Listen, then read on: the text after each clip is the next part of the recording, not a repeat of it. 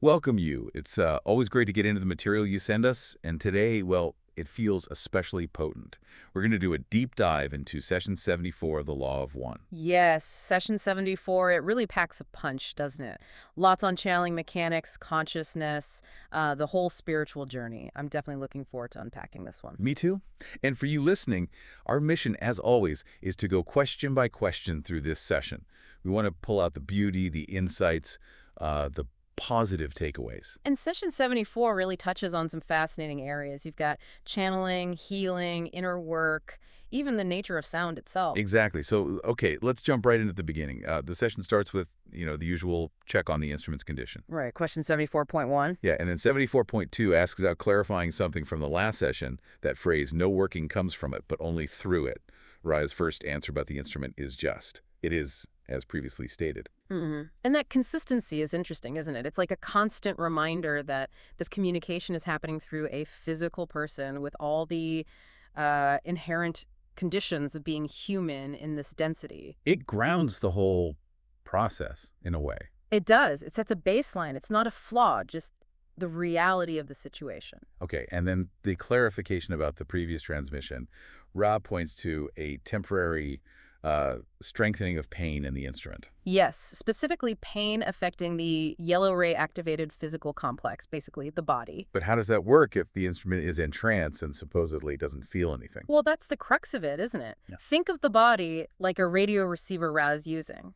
Even if the conscious mind isn't aware of the pain, severe physical distortion can still introduce, like, static or interference into the signal. Ah, okay, so it affects the tuning of the channel? Exactly. The tuning can waver. Ra mentions this has been happening more often in the previous fortnight, which adds another layer. It's dynamic. Right, that makes sense. Like subtle interference patterns, even if the operator isn't consciously aware. So question 74.3 digs into that exact point. How can pain affect someone who shouldn't be feeling it? And Ra clarifies that while the instrument's awareness is gone, Ra is actively using the physical body as the channel. The body itself still has its conditions, its distortions. So the pain exists in the physical vehicle, and that can disrupt the connection. Precisely. If it's severe enough, the tuning wavers.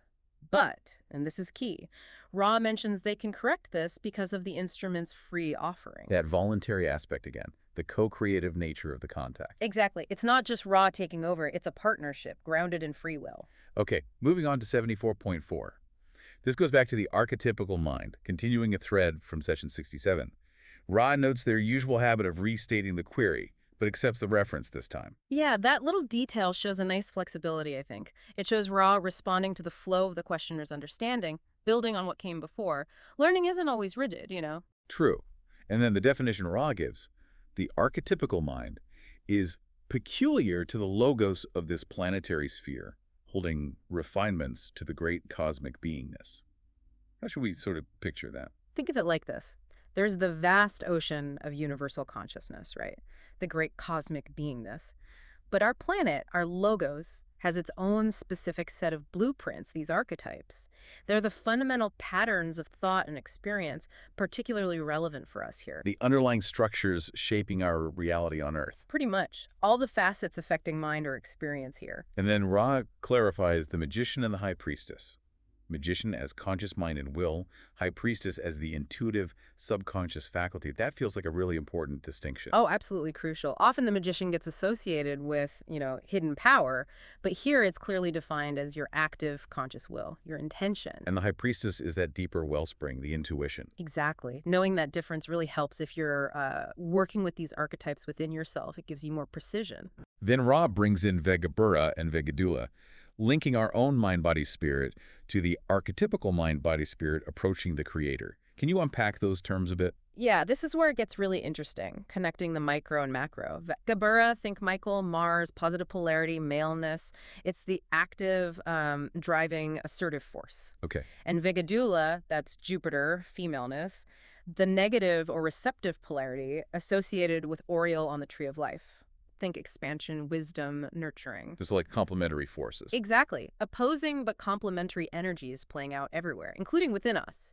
These are like symbolic keys Ra offers. And Ra emphasizes that exploring these further colors, Yeah. other archetypes, that's the adept's own work. Yeah. Go beyond the books, make personal connection. Yes, that's such a vital point. Ra gives the map, but you have to walk the territory yourself, right? Now, True understanding comes from that direct personal experience and resonance, not just intellectual study. making it real for yourself. Precisely. Okay, then we shift gears a bit with questions 74.5 and 74.6, focusing on the disciplines of personality and the energy centers.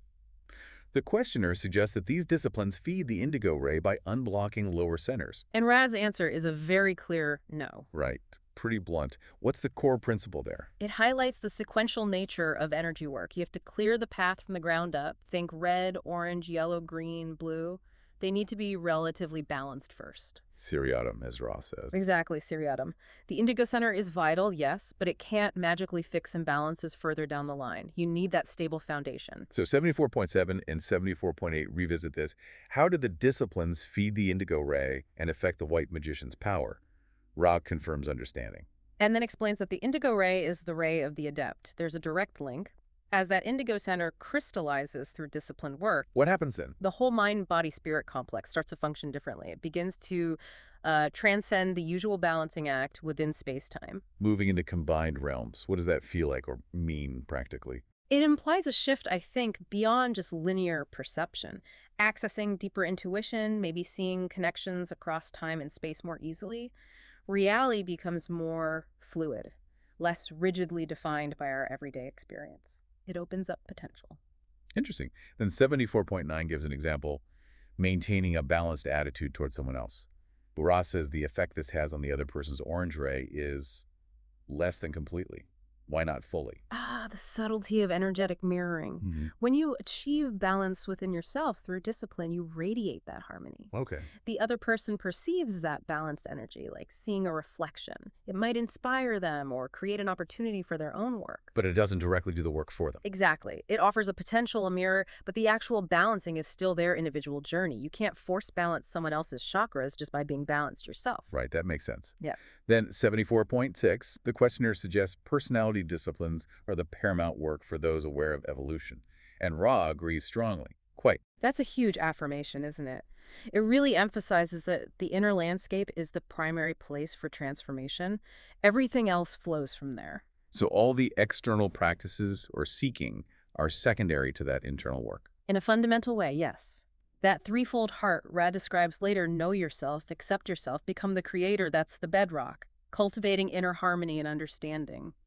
That's the real engine of growth. Which leads us to 74.11, asking again how these disciplines affect the centers and the magician's power. Ra outlines that threefold heart. Know yourself, accept yourself, become the creator. How does becoming the creator lead to humble service? It sounds almost paradoxical. It does, but it's beautiful, really. Becoming the creator isn't about ego. It's about realizing your unity with everything, dissolving that illusion of separation. I see. When you deeply understand that you are everything, serving others becomes serving yourself, serving the one. The focus shifts naturally away from the small self. You become a humble servant because you see the one in all. And how does this empower magical work? Well, that constant inner discipline clears the pathways, especially that indigo gateway Ra talks about. It allows intelligent infinity to flow through more purely. As your indigo consciousness crystallizes through knowing, accepting, and becoming, your capacity to channel that energy for service just grows and grows. You become a clearer conduit. Precisely. Less personal static, more universal flow. Okay, question 74.112 shifts to service to others work, alerting a massive light strength. Ra used that telephone analogy. How does that energetic call actually work? It's a great analogy. Ra explains that certain sound vibratory complexes, specific sounds or words, when combined with focus, will, and concentration, act like dialing a specific number on the inner planes. Like sending out a signal. Exactly. A vibrational signal attuned to beings aligned with service and light. They receive that call and respond by directing their attention, their energy towards the working. Then 74.13 contrasts churches and magical practices. Why might the effect seem different? Raz says if everyone in church was a conscious adept, there'd be no difference. Right. The deciding factor isn't the setting, it's the participants. It's what Ra calls the magical qualities of those making the call. Their conscious intent, the focus of their will, their genuine desire to seek and connect, their understanding of what they're doing. Just reciting words isn't the same as an adept consciously directing focused energy through those words. The inner state is key. Absolutely. So 74.14 confirms the banishing ritual of the lesser pentagram uses these sound complexes to elote the inner planes. Yes, Ra confirms this is correct. And then 74.15 asks about creating your own ritual versus using that established one. Ra says a self-made one would be less. Why is that? It seems to be about accumulated energy and established pathways. Think of those established rituals like well-worn phone lines to positive forces. They've been used with intent by many service to others-oriented beings over time. Building up a kind of Exactly, a momentum. Studying existing works helps you tap into those established connections, using names and vibrations already linked to positive power. It's generally more efficient than starting from scratch. Makes sense. Then 74.16 uses another analogy, telephone ringing loudness, for practitioner efficiency. Factors like desire to serve, invoking the magical personality, visualization. Ra kind of pushes back on over-specificity here. Yeah, Ra emphasizes the adept needs to figure things out for themselves, become a teach learner, but they do highlight the magical personality as paramount. What is that magical personality as an act? No, not an act. It's the cultivated state of being. Your focused will, your emotional balance, the purity of your intention, your alignment. It's the integrated wholeness of the self dedicated to the work. That's what directs and amplifies the energy more than just the words or actions alone. So the inner state trumps technique to some extent. It seems so. Ra even says work can be done with sufficient will, polarity, and purity, even without the perfect sound vibrations. But using the established tools, the potent sounds, the refined rituals, is like using a surgeon's scalpel instead of a blunt instrument. It allows for more precision and efficiency. Good analogy. Okay, 74.17, the questioner suggests ritual effectiveness comes from a bias in consciousness built up over time. People respond to the word imprints. Ra mostly agrees. To a great extent, correct. But then comes the big exception. Right. Certain Hebrew and Sanskrit vowels. What's special about them? This is mind-bending. Ra says these specific sounds have power before time and space. They represent the fundamental configurations of light which built all that there is. Wow. So they're not just arbitrary sounds humans assign meaning to. Apparently not. They seem to be intrinsically linked to the actual vibrational structure of creation itself. Their power comes from that fundamental resonance, not just human belief or usage over time. So why do they have that property? 74.18 asks that, and Ra just says, the correspondence in vibratory complex is mathematical, and then notes the energy transfer limit is reached. Mathematical, implying a fundamental order, a structure we can interact with through sound. That's what it sounds like, a deep underlying cosmic geometry or harmony that these specific vibrations tap into directly. Incredible. Okay, 74.19 asks how Hebrew and Sanskrit users figured these sounds out. The origins seem different. Very different paths, it seems. For Hebrew, Ra mentions influence from Yahweh through impressions upon the material of genetic coding, which then shaped language, a sort of guided development. Okay, and Sanskrit. That sounds more organic. Because there wasn't a pre-existing alphabet, the sounds could emerge more purely, reflecting the vibrations as from the logos itself, less filtered by prior structures. Two different ways humanity accessed these core sounds. Fascinating. Then Ra offers a correction about the fire exercise description from the previous session. Yeah, the clockwise spiral details. It just underlines the precision Ra aims for, doesn't it? Even small details in energy work matter. They value accuracy. Definitely. And finally, 74.20, the questioner asks about the instrument's comfort.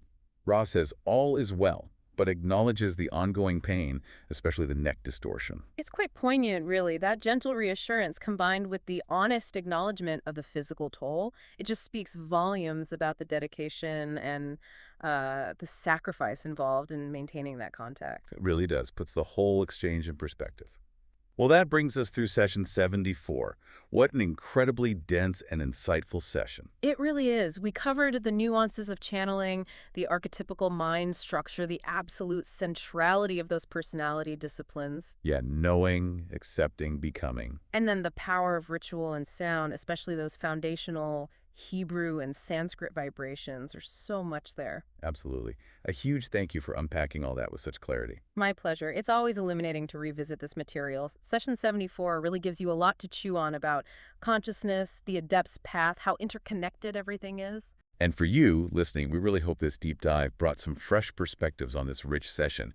That final thought Ra leaves us with: sound having power before time and space. Mm-hmm. What does that really imply about reality's nature and maybe our own potential to, interact with it more deeply? Something to ponder. Thank you so much for joining us. Thank you. Namaste, I am you and you are me. Go forth then, glorying and rejoicing in the power and in the peace of the one infinite creator, Adonai.